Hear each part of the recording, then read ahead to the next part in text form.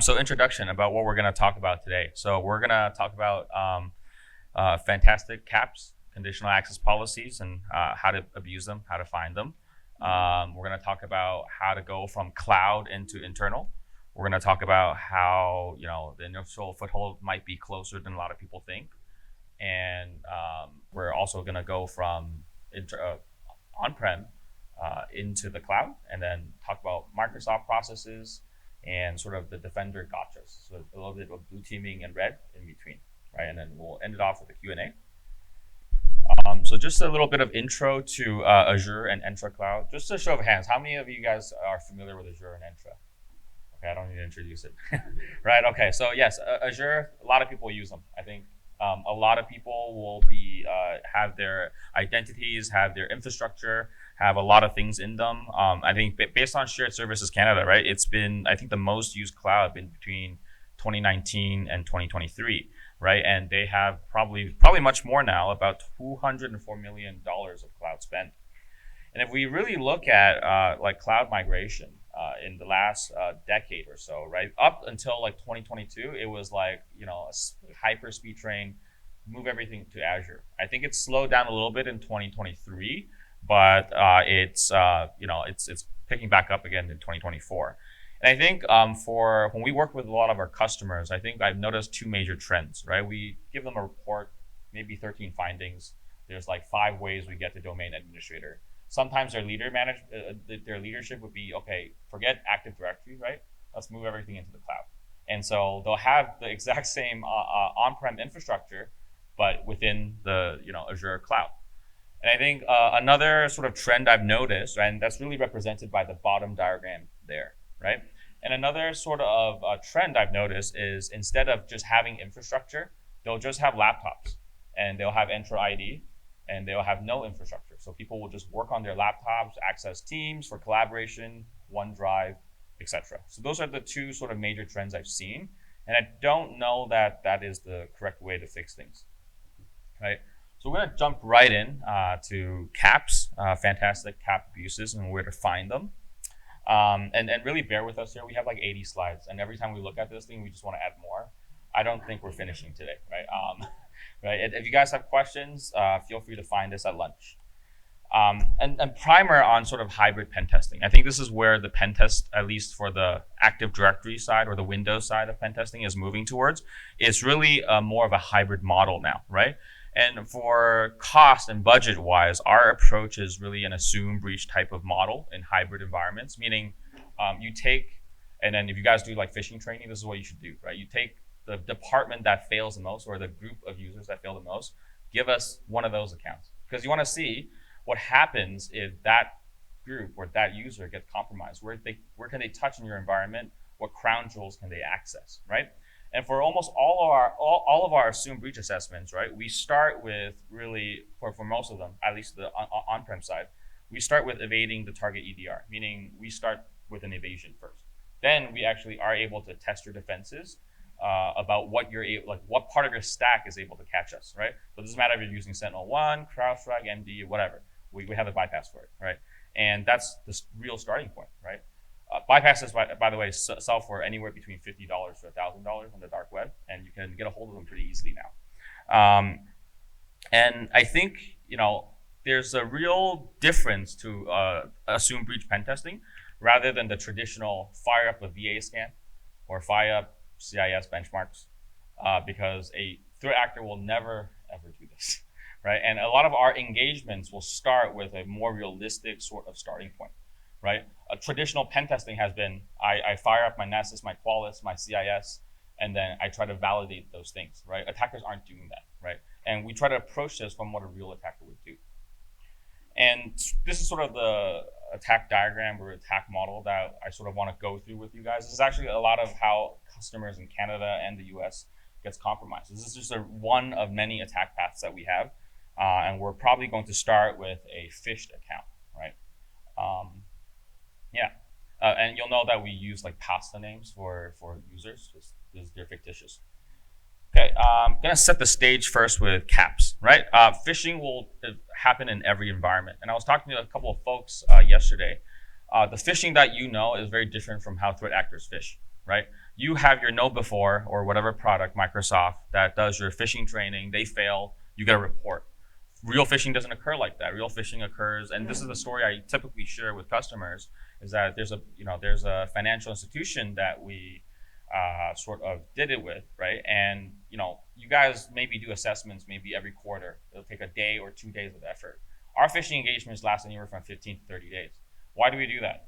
Because we need to go on LinkedIn, scope out who you are, start a conversation with you, maybe talk about something you're interested in. And there's going to come a time when you're expecting something from us. That's when we'll deliver that link. That takes time, right? And so this phishing campaign that we did for an organization, right? We got all the way to the interview stage for attacking their hiring process, right? And they were calling us in for an interview.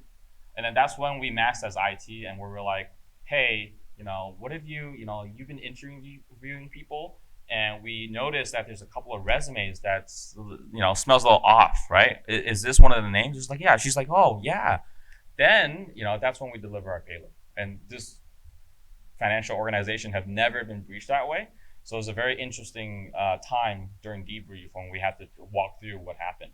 I think we scared this lady like forever. She was only there for like 9 months, right? Yeah.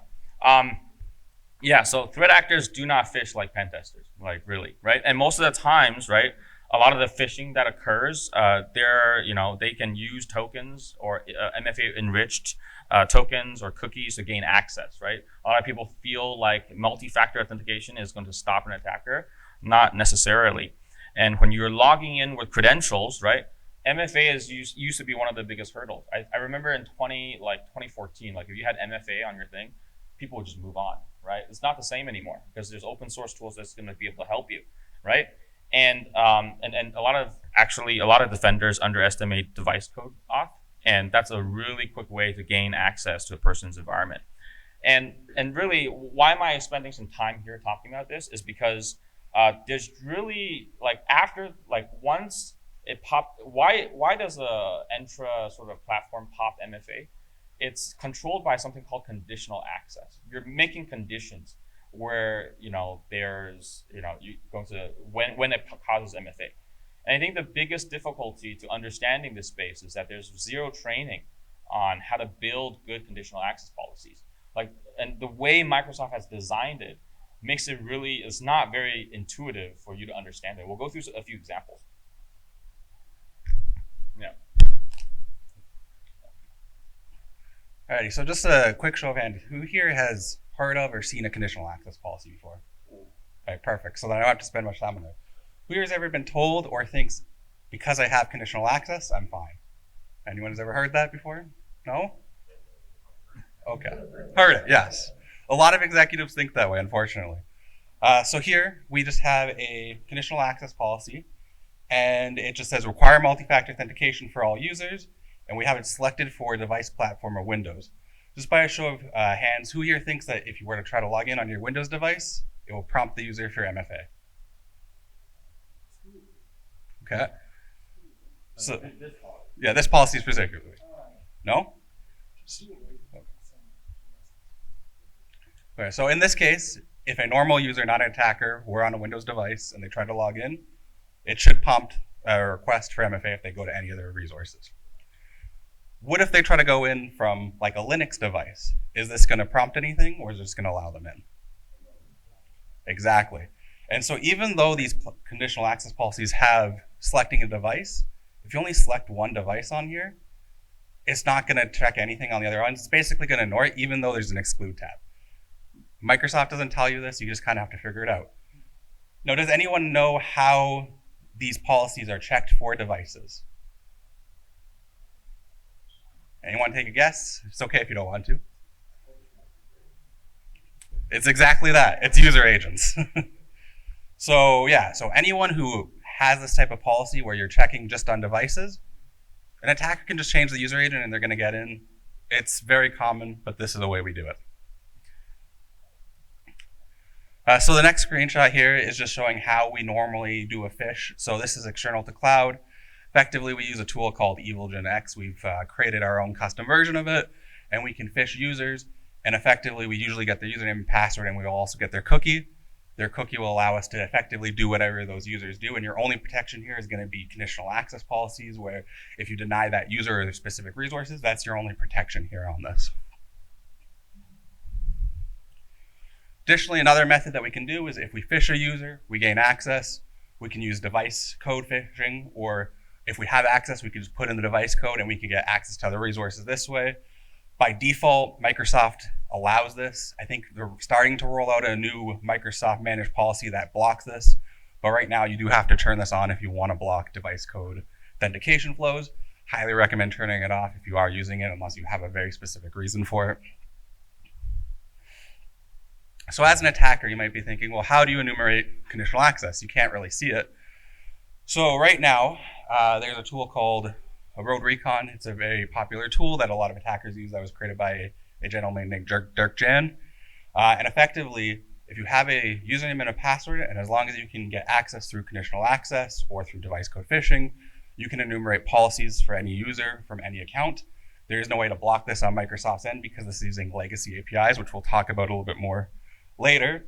But essentially, you'll get an HTML output of every single policy, the trusted locations, everything that effectively you need to know to build your attack path as an attacker into the environment. So who here has ever set up a conditional access policy where you require a compliant device before? Okay. Does anyone here realize that that basically means nothing in Microsoft? You can bypass this, hopefully. If not, you can. So here we just show a lot of the times by default, you can register a device as a user because a lot of people will use BYOD, bring their own device, or log into some type of resource, and you need a way to authenticate into the Entra system. So here we just show effectively that when you try to register a device, you can quickly enroll it through device registration. It'll usually allow it even if there's conditional access, because unless you specifically create a special conditional access policy for it, you're going to allow this. And then you can auth that user with their device. You can create tokens. There was a talk here yesterday. A guy kind of talked about device a little bit if you saw it. If not, it's the same thing. You can create primary refresh tokens. You can do a lot of things with those. However, once you have a device, you can use the tool Pytune to enroll into Intune if you're using Intune. So in the first step here in our screenshot, we show how a user tries to enroll into Intune, a lot of people's MDM, and you'll get an enrollment restriction fail. A lot of people go in and luckily check the box that says, don't allow personal devices. A lot of people change that default setting from allow to blocked. However, Microsoft has an issue where if you send a device token, the device is considered part of your organization already, and it just bypassed that check. Anybody can do this with just -- device token in this flag, and this will register the device as compliant, and you can run a check-in and make your device compliant. Microsoft says this is by design, by the way, so they're not going to be fixing it. This is only one of 4 different methods. Another one is if you don't block everything from personal, but let's say you allow Android to allow Android devices as personal, you can just enroll your device as Android, even though it's Windows, and then check in as your Windows, and it'll allow it. Again, Microsoft says by design. So here we just show we effectively follow that policy. The device is now set as compliant. Well, the policy says, we'll either require MFA or require a compliant device. Cool, we no longer need MFA. As long as we have your username and password and you haven't changed your defaults and you have this setting, we're effectively you're that user. So if you're using compliance, highly recommend you don't. But if you are, you're going to want to put some safe gaps in, and we'll talk about that in the blue team side later.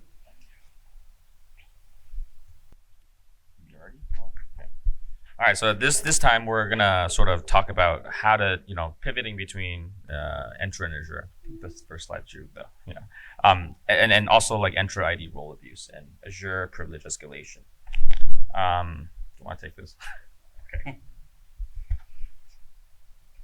So what is the cloud, right? I think if you ask 10 different people what the cloud is, you're gonna get 10 different responses. Even in our own organization, we're like, what do we consider cloud? Is it Teams? Is it OneDrive? Is it Azure? Is it AWS? Honestly, it's personal opinion. In our way, we just kind of assume anything that's a SaaS-based application or is accessed through those are what we consider cloud. So for example, the Azure portal, cloud, Graph API, if you're familiar with that, or if you've done anything through Terminal, that is also part of it. And then there's also the legacy one, Windows, graph.windows.net. This is legacy. And we have a screenshot here from Dirk Jan where we talked about it. Microsoft said they're deprecating this API multiple times. It's still working. They say it's going to be this month, but as you can see, everyone doesn't believe them. And we use these attack paths all the time with this API because they're not detected, and they're not even, you can't even create detection rules on those, as we'll see in a bit here. Yeah, it's not logged, that's why.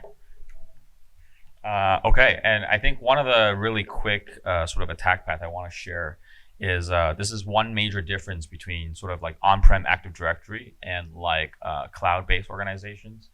In on-prem Active Directory, I think people are used to file shares, right? And for file shares, most of the time, the only administrator can sort of control the ACLs on like who can access what folder, what groups can access that folder. Do you know that in SharePoint, like for cloud-only organizations, there's so many things that a user can do. Like one of the things here that that I actually just learned about like 4 weeks ago is you can have everyone except external users for a particular file, right? So, like cloud allows you to do that, and I think what is going on in their mind is like, oh, if only my organization's users is accessing it, it's fine, right? But when attackers try to come in to the network, right, they're converting external access into internal access, meaning all it takes is one compromised account for them to touch that file, right? So file shares in the cloud are really, really bad, and they make things very accessible.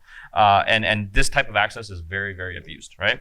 And oversharing is often one of the ways we look for privilege escalation. I think of like the 10 organizations that we've tested in the past 3 months alone, I think seven of them had their global administrator plain text password in SharePoint, right? Yeah. Why? Why? Because OneDrive is very connected to SharePoint, right? They think it's just mine, right? Yeah. So that's one of the first things, right? And just continuing on that attack path, this is something I don't think this one is very rare, but it happens, and especially it happens with this particular setting, right? They would have a file, and it would be a organization of all developers, and they kind of need access to maybe the SPNs, the service principals, within Azure when they're all collaborating and developing on it, and so they'll sometimes store the entire Terraform file in OneDrive, right? And the really cool thing about SharePoint is you can search for extensions, and it'll look through the zip files too, right? So it's really cool, right? So and this happens a lot. There's a file called secrets or whatever zip file is in the folder. And it'll have access to secrets, credentials, right? And this will actually link to a service principal that will later abuse, right? So a lot of the times, when organizations get compromised, the first place to look is SharePoint, right? And I think that secret, on the left is when we authenticated to that service principal, we would get an access token back, right? And a lot of times you can decode that token because the tokens are just JWTs, right? You can decode that token, look at what resource it has access to, look at what app it is, and also look at the scopes or the permissions, right? And so we're going to talk about a little bit about directory read write all, right? And this is what makes Azure sort of pen testing really difficult. It's not like just like Active Directory, yeah, go domain admin. Like there's so many things in Azure that you have to know before you actually get started to understand this entire attack path, right? And what is directory rewrite all? It's a really garbage permission, but anyways, it's a third party, and I think a lot of like if you hire third party people to come make apps in your Azure environment, you got to be really, really careful because they don't understand scopes and permissions. All they care about is making sure that application runs, right? They don't really care about anything else, right? So that's how a lot of like smaller SMBs it happens. They get someone to develop apps, and they have leftover permissions that are overprivileged, right? And so before December 3rd, 2020, when you make an application, right, you actually get an additional role called directory writers. And when you revoke that application in Azure, that permission doesn't go away. Microsoft didn't tell people that until someone said it, right?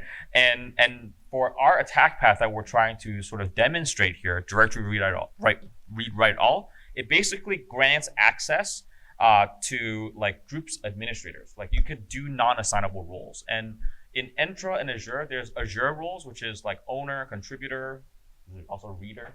I only know owner and contributor because those are the two things we target, right? And then there's also Entra roles, which is your like global administrator, security administrator, things like that, right? And basically what this allows you to do, it allows you to add a member that you control, right? So if you're assumed breach, you control an account already, right? To a non-assignable security group. You can also add a new owner to a non-role assignable security group. Okay, I don't know why I repeated it. Okay, right? Oh, sorry, a new owner. Sorry, one's member and one's owner. And the third one is you can add new users to the tenant, right? And there's also a lot of other like privilege escalation vectors out there, scopes that are like over-privileged. You kind of have to know what they are. Right? And I think before, right, when I was like testing organizations like back in 2018, once you fish into an organization and you have access to their emails, like one of the first things you gotta do is you have to find a way into your internal network. Just because you have access to their email inbox doesn't mean you have access to the organization. The most you can do is probably like BEC, business email compromise. But for us, because our goal is access into your internal network, what this forced us to do is we have to search your emails for potential, locating where your VPN endpoint is, locating potentially credentials for the VPN endpoint, or a certificate that they use, because for certificate-based authentication for the VPN. So you have to walk through that process. And with sort of the migration into the cloud, that's kind of changed a little bit. Your initial foothold is probably closer on the cloud than than people who just ran straight Active Directory with traditional VPN, right? Right. Yeah. Just continuing on our attack path here, right? For example, once we got access to that user, we'll call him, what is it? Larry Lasagna. Yeah. Right. Larry Lasagna. I got access to Larry Lasagna. Larry Lasagna had access to SharePoint.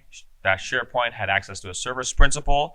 We authenticate. That service principal allows us access over the pasta makers group. So what we're doing is we're now using that token, adding Larry Lasagna into the pasta makers group, right? And the pasta makers group has owner and contributor over a subscription, as you can see here, right? Do you take this part or me? Oh, okay, no, I'll take this part actually, right? And you can see with owner or contributor access over a subscription, what can you do? One of the easiest ways to get in from here is just run commands on VMs, right? And how we set up our lab diagram or lab network is we have one Azure VM, on-prem domain controller, an on-prem workstation, and an on-prem Entra Connect server, right? So right now we only see one VM here, right? And what can you do on that VM?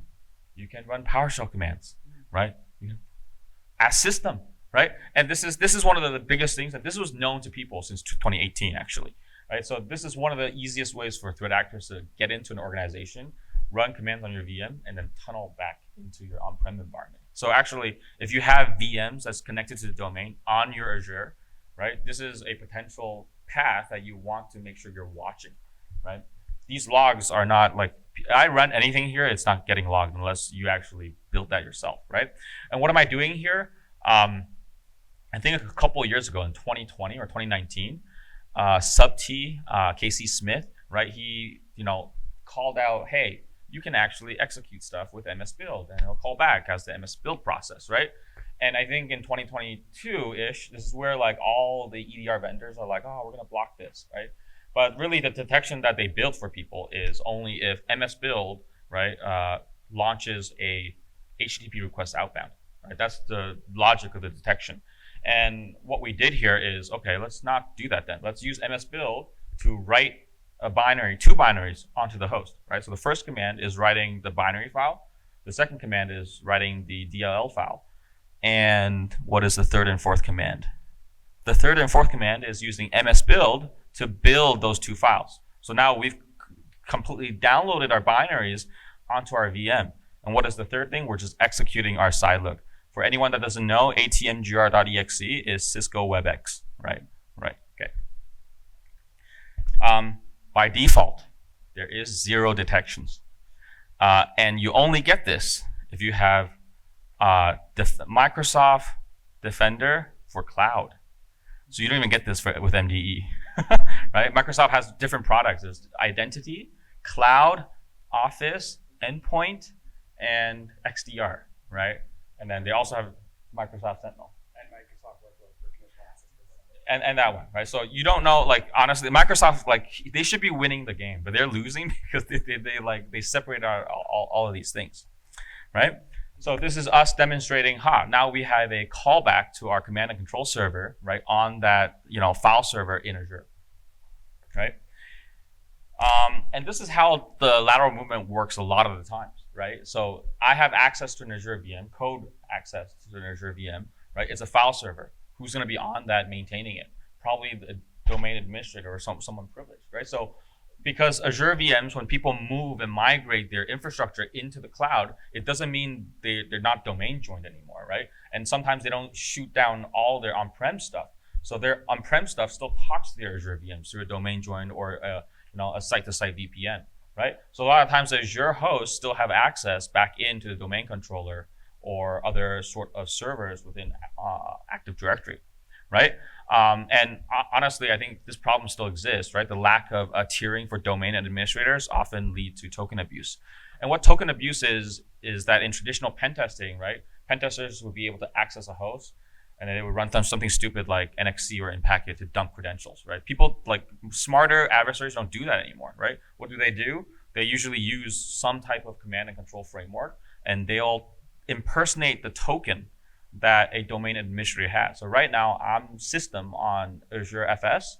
I'm taking the token of domain admin on the FS server, and then I'm impersonating that and then doing an LS on the domain controller, which is on-prem, right? So what was on the cloud is also now in your on-prem environment, right?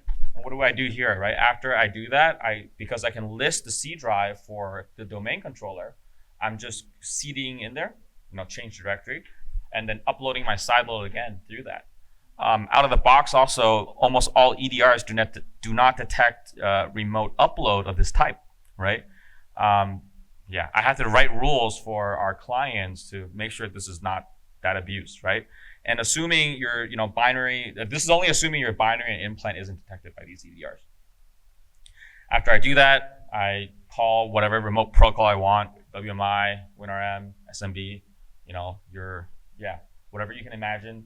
Then this is now my callback to my domain controller, right, over AWS APIs. You're not allowed to do that, by the way. They changed it last week. Okay, and so now we're going to talk about if you were on-prem, right, how do you get back into the cloud, right? A lot of times when customers come to us, they want us to access and pop their AD, but they also want to pop their Azure, right? So if you're on the AD side, what do? All right, so we're going to talk about the sync link, exploiting on-prem to gain Entra trust, right? This is sort of the model that we're going to sort of demonstrate, the attack path, right? Let's say you have, the whole model is, let's say you have workstation access. You have to find a way to privilege escalate. So we're going to take a little bit of a shortcut because I think we're low on time. We're going to start from the domain controller, right? And then this is what you can do, right? And I think one of the biggest pieces to Azure to just like hybrid pen testing is, if you look at all the cloud training out there, right? They will teach you about Azure services. That's it. They almost no training talk about how to do this together, right? So when you want to pen test hybrid environments right now, you're going to be going into certain courses, and they're only going to be teaching you about like Azure pen testing, the Azure services. They're not teaching you about how to look at it together. So this is sort of the meme we have going on in our company that, I want to do hybrid engagements. I know Azure, but I don't know Active Directory. You actually still need to know Active Directory. That's not ever going to go away. All right. So that's why Active Directory is what we tell people, like our juniors, like this is kind of a gatekeeper. Until you learn this, is really difficult for you to understand how the attack paths flow from top to bottom, bottom to top, like AD to Azure, Azure to AD, right? Don't do that in red teams, but a lot of the times when you're doing sort of enumeration in Azure, you would run a tool called Azure Hound, right? If you want to ask me about that later, we can talk about that, but I'm going to leave it alone for now, right? And you want to run this because you want to understand your Azure identities. And why do you want to understand your identities? Who here knows what Bloodhound is? Lots of people. Great, right? Bloodhound is basically an Active Directory enumeration tool that allows you to map like attack paths in your Active Directory identities. For example, Bob from accounting, what actual permissions does he have in Active Directory? This is a nice tool for you to run as a graph. Don't use this for red teams either, right? You're gonna get caught. And when you run both of these tools together, what you have is in the green, you have your Active Directory identities. And in the blue, you have your Azure identities, right? And you can see in the middle, there's something called sync to Entra, right? That's a problem. And why is that a problem? It's because when you set this up first, in your Entra Connect, that first thing where it says sync all domains and organizational units, that's default, right? So what do we see most of the time? So in Active Directory, you have your normal users and you have your service accounts, right? We'll get synced, all of them, right? So let's say you have a 14-character password policy, but your service accounts might not adhere to that, right? That gets synced into Azure. So a lot of the ways we compromise Azure is because the service account has a weak password that we found, and we just log in, right? So this is a default setting. You actually have to go to the second setting and sync selected domains and OUs in order to exclude them. You actually have to create an exclusion first. Yeah, so this is Microsoft. Yeah, okay, right? And a lot of organizations nowadays, like in the cloud, there's 3 forms of hybrid sort of models that we see. It's seamless SSO, and it's Active Directory like ADFS. There's a third one. Yeah, password hash sync. Yeah, that's right. You're right. Password hash synchronization, PHS. Right. I think most organizations have moved to the seamless SSO model. And why do people like SSO? Is because you don't want to log in 14 times and enter your MFA 14 times. That's actually more secure, but no one does that, right? So people love SSO. Users love SSO because it's better than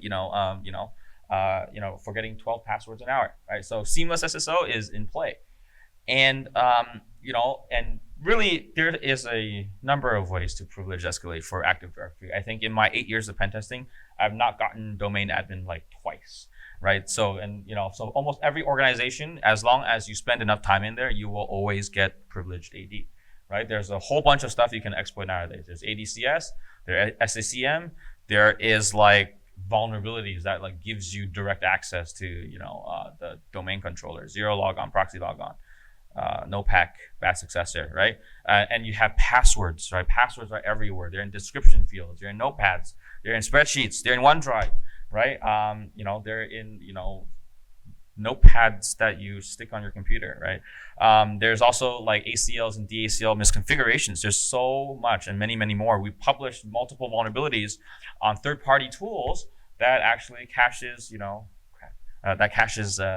domain admin credentials. Okay.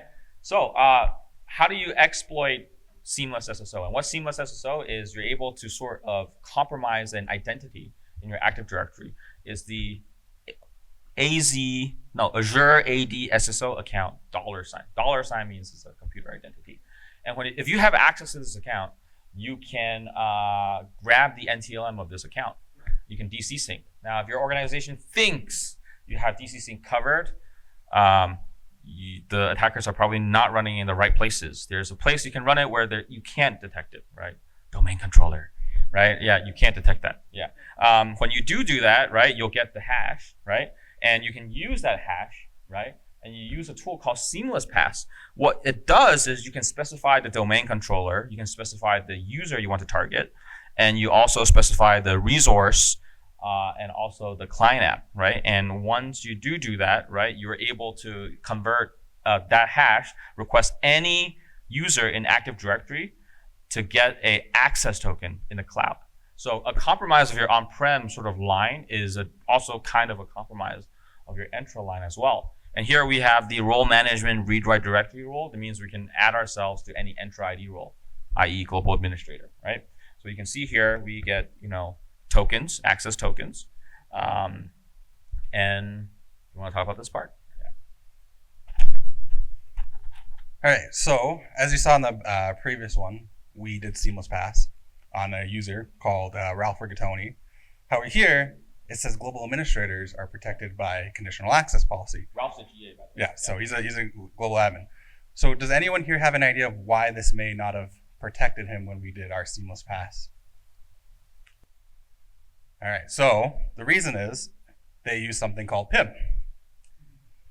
So Microsoft, I reported this vulnerability to Microsoft where basically if you have a user in your organization and you assign them a PIM role, they are not protected by a conditional access policy if you use directory roles, unless that person has that directory role currently active. But when it's not active, they are not protected by your conditional access policy. Microsoft said it's by design. They updated their blog to say why it's by design, and I disagree with it, but we don't have time to get into that. So here, as this user, because we have tokens as them, we can usually just request PIM ourselves because a lot of people do self-activated PIM because you don't have the time to approve people. There are defaults where MFA is required. A lot of people will turn those off. However, you don't even need to do this. You can just wait in the environment, request a token every hour until a person activates it themselves, and then you'll get eventually a token that can be used because, again, they also didn't consider this a vulnerability, but when you do PIM, it doesn't expire old access tokens. You can just use the access token as your that privileged user. So here we just show that once we activated PIM, if we try to run Seamless Pass now, Microsoft finally then says, oh no, you're actually a global admin now, even though technically you are before. Now we're gonna block you. So if you are using PIM, definitely don't be using directory roles for protections because this is a flaw they're not gonna fix. From there, we can easily just add ourselves to any role. So we just use another curl command here, and effectively we just pass our principal ID, which is our Larry Lasagna unprivileged account with the global administrator role, and now we can effectively become global administrator. A lot of times we don't do this because we get detected. However, the detection for this is not out of the box by Microsoft. Again, you have to detect this. So. And then here we just show that we are now effectively global administrator because we have the seamless paths enabled. So we don't have a lot of time to go through this, so we'll do it really quick. But effectively, if you use a Windows device, you're probably using Microsoft products, Teams, OneDrive, SharePoint, any of those tools. You're probably using it on your laptop. So one thing we sometimes will do is we'll go into a workstation of a global administrator or someone with a privileged role, and we'll just sit there until we see a process running as that user, and we'll just dump the process. The reason we do this is this also contains our tokens that we can use as long as we do it within a time. So I think one thing to clarify is the EDR space, right? They spend a lot of time preventing and detecting and blocking the LSAS, the LSAS process, right? And basically, if the EDR vendor is capable, they would prevent handles going to the LSAS process from another process, right? But this is not the same with Microsoft processes. And just like what Chance said, right? You can access JWT tokens from Outlook, OneDrive, Microsoft Office, Excel, SharePoint, every single Microsoft process because it's using the APIs to authenticate into Azure, right? Into Entra, right? And it will need to do that, right? So there's been many tools created to grab these things, right? And I think, one researcher also, talked about where these tokens are cached on laptops. They're in the token. They're called a token broker cache, and it's in a user's app data local Microsoft token broker cache directory. And what these files are protected by DP API. So if you can touch these files, guess what? You can touch JWT tokens of global administrators, right? So now your administrator laptops then, your GAs, right? They are tier 0 assets too, right? Which many people don't consider, right?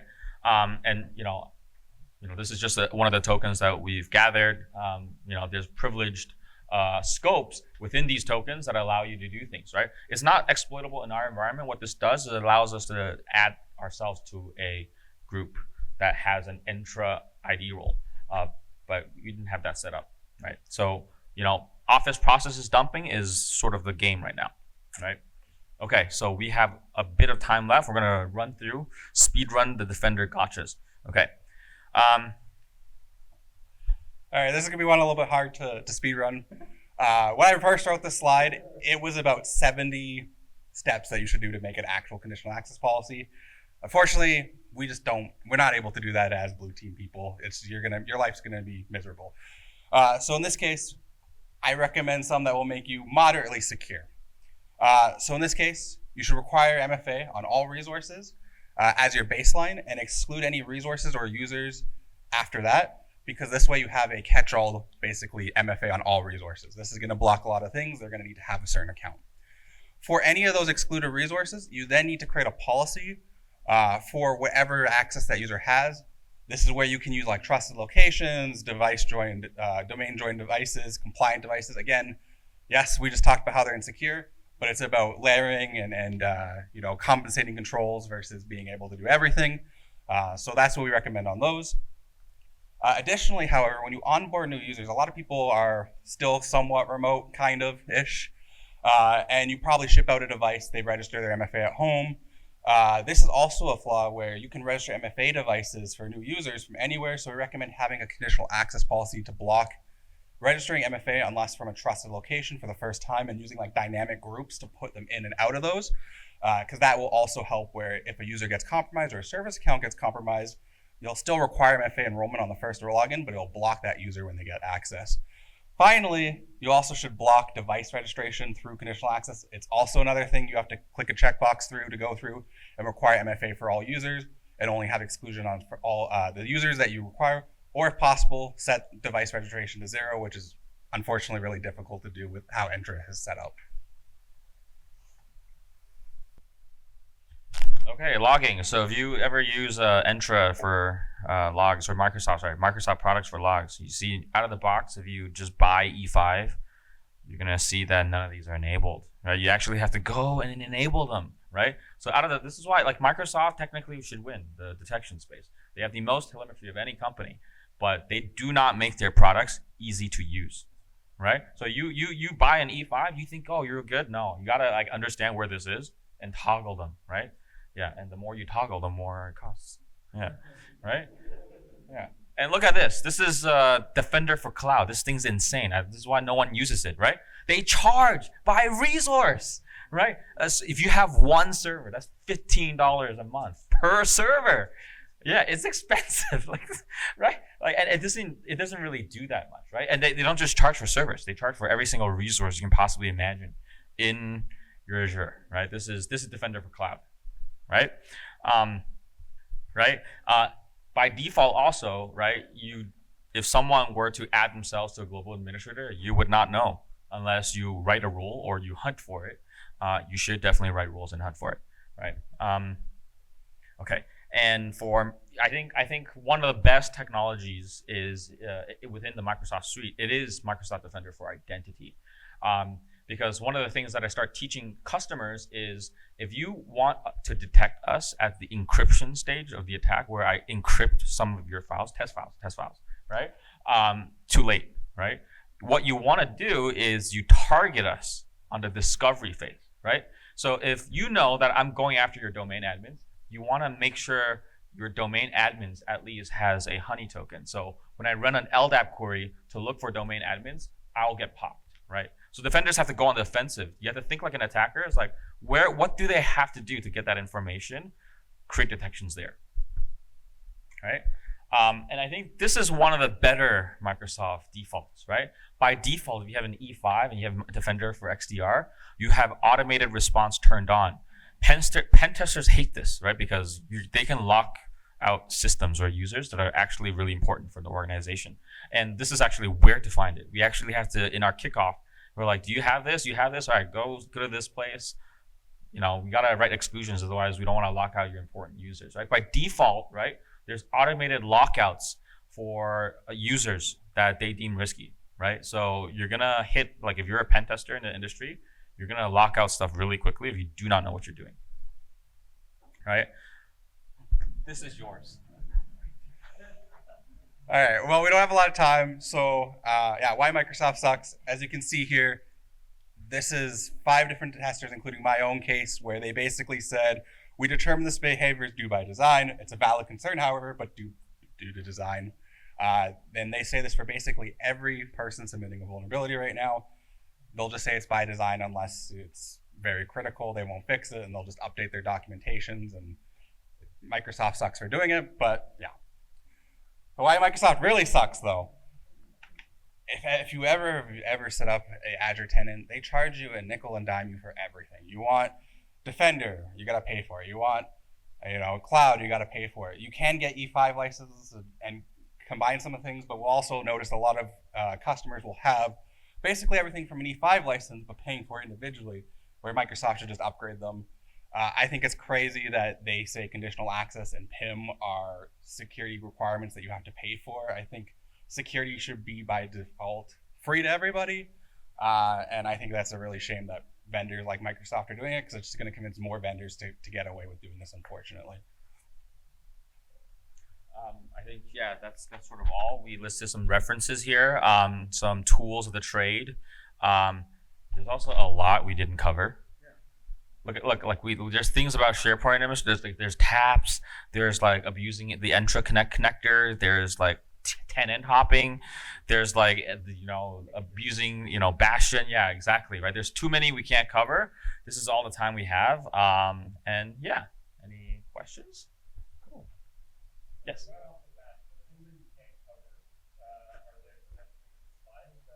No. Unless you want our slides to be 200 slides. I don't even think 200 slides would cover like 2 of the points. Yeah. Yeah. We'll write about it in publicized blogs. Yeah. Anyone else? Yes. Microsoft has Mm-hmm. in your previous history, how effective has that been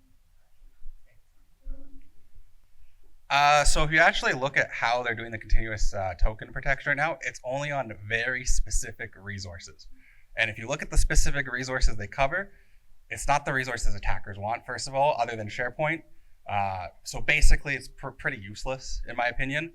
But the other fact is that if I steal your token, I'm already on your device anyways, probably. I can just use your device to bypass the continuous access, depending on how you have it set up. It needs a lot of work. It is still in preview, though, so it will hopefully eventually get to that protections where it's actually useful. If anyone has any questions, we'll be around.